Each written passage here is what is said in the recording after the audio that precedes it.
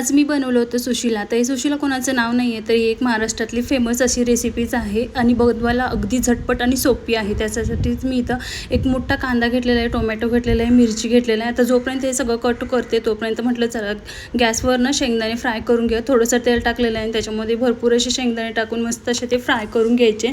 आता जोपर्यंत शेंगदाणे फ्राय होतात तोपर्यंत म्हटलं चला बाकीच्या तयारीला लागूया. इथे एक मोठा कांदा घेतलेला आहे, मिरची आणि त्याच्यानुसार थोडीशी कोथिंबीर घेतलेली आहे, सगळं बारीक कट करून घेतलेलं आहे. आणि त्यानंतर मग इथे शेंगदाणे पण फ्राय झालेले होते.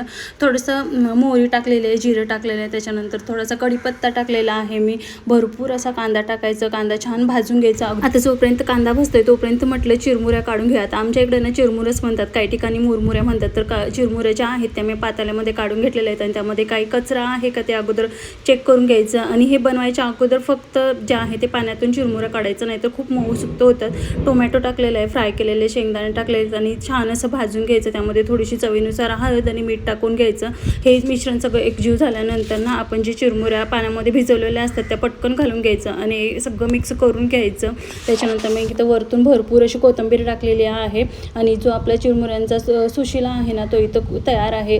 जेव्हा कधी पावसाचं वातावरण असेल आणि इव्हनिंगच्या टायमिंगला खायला ना खरंच खूप छान लागतं. त्याच्यानंतर मग मी इथं लिंबू पिळून घेतलेला आहे आणि त्याच्यानंतर मग तुम्ही बारीक शेवही टाकू शकता किंवा मी जसा टाकला तसा फरसाणा टाकू शकता. टेस्टला एकदम मस्त होते. चला भेटू नेक्स्ट मिनी ब्लॉगमध्ये.